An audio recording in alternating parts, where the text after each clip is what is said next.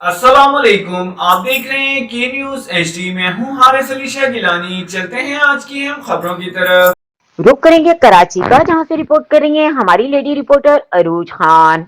भारतीय raw agent Ajay Kumar बज़ाहिर NGO silk horizon से वाबस्ता था और इसकी शनाख्त डॉक्टर अजय दत्ता के नाम से थी। पसमानदा देहात में साफ पानी के कुएं खोदने का मंसूबा था, मगर अंदरूनी खाना ये ऐसा जाल था जिसके लिंक्स लंदन के अकाउंट से लेकर पाको के ट्रेजर ऑफिसर तक फैले थे। अजय कुमार ने महज 6 माह में दर्जनों मुकामी रजाकार भर्ती किए। कोई वीलॉगर, कोई मुतरजम, कोई हमदर्द समाजी कारकुन। हर शख्स को लगता था कि वो इंसानियत की खिदमत कर रहा है, जबकि दर हकीकत वो इंडिया के लिए काम कर रहा था। बाको में वाकई एक गोदाम जो कागजों में सिल्क हॉरिजॉन का इमदादी जखीरागाह था, दरअसल एक हाई फ्रिक्वेंसी डेटा सर्विस का घर था।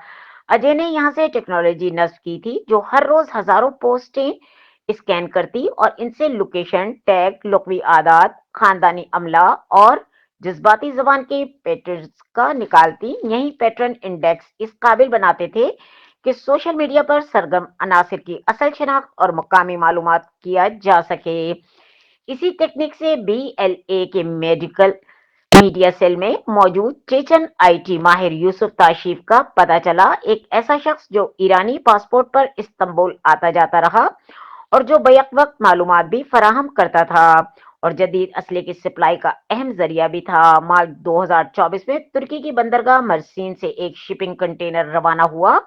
कागजों में दर्ज था कि जराई ड्रिप आलात, हकीकत में ये FIM 92 मिसाइल के अलग अलग पुर्जे थे जिन्हें काटकर नई पैकिंग में छुपाया गया था। अजय ने सिल्क हॉरिजॉन के नाम पर ह्यूमन डेवलपमेंट मिशन दस्तावेजात तैयार किए और 3 जाली अफगान ड्राइवरों के जरिए ये कंटेनर जाहिदान तक पहुंचाया।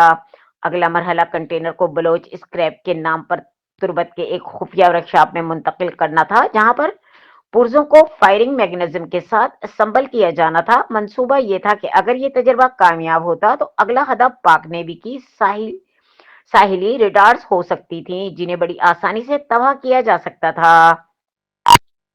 पाकिस्तानी आईएसआई के साइबर विंग को जब चेचन नेटवर्क के सरगर्मियों में गैर मामूली इजाफा दिखाई दिया तो इसने तुर्की की खुफिया एजेंसी से राब्ता कायम किया।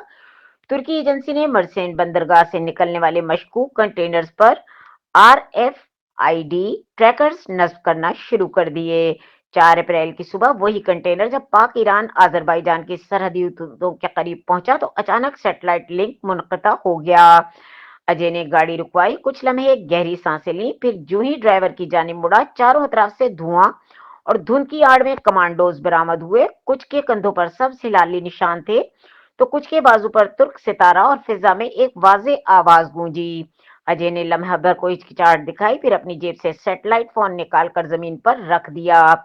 इसे पहली बारगाह की यकबस्ता हवा भी पसीने में भीग सकती थी। वो जानता था कि खेल खत्म हो चुका है। अजय कुमार की गिरफ्तारी ने कई पर्दे चाक किए। खुफिया इदारों की मुश्तरका तफ्तीश से जो हकाइक सामने आए वो खित्ते की तस्वीर मंजरनामे को लर्जा देने के लिए काफी थे। पाकू में पाए जाने वाले 400 से ज्यादा जाली बलोच और चीचन अकाउंट्स का डेटाबेस मुकम्मल तौर पर तबाह कर दिया गया, जिससे राका इलाकाई प्रोपेगेंडा नेटवर्क मफलूज हो गया। मर्सीन से जायदान और फिर तुर्बत तक असलह स्मगलिंग की राहदारी बंद हो गई। दिल्ली और लंदन के बैंक चैनल्स में मौजूद फंडिंग नेटवर्क को मुंजमद किया गया और यूसुफ ताशीफ की दोहरी शनाख्त बेनकाब करके इसे बैनुल अक़वामी मतलूब अफराद की फहरिस्त में शामिल कर लिया गया। अजय के लैपटॉप और ड्राइवर से बरामद होने वाला डेटा साबित करता था कि वो सिर्फ प्रोपेगेंडा या हथियारों तक महदूद नहीं था। इनके पास ऐसे एएल एल्गोरिथम्स थे जो मुमकिन एहतजाजी नारों और मुजाहिरों की पेशगोई करके इनके लिए पहले से वीडियो और मवाद तैयार करते थे, जो बाद में सोशल मीडिया पर ऑर्गेनिक तहरीक के लेबल के साथ वायरल किए जाते। ये मवाद खास तौर पर बलूचिस्तान, खैबर पख्तूनख्वा और कफ्कार में हदफ बनाकर फैलाया जाता था।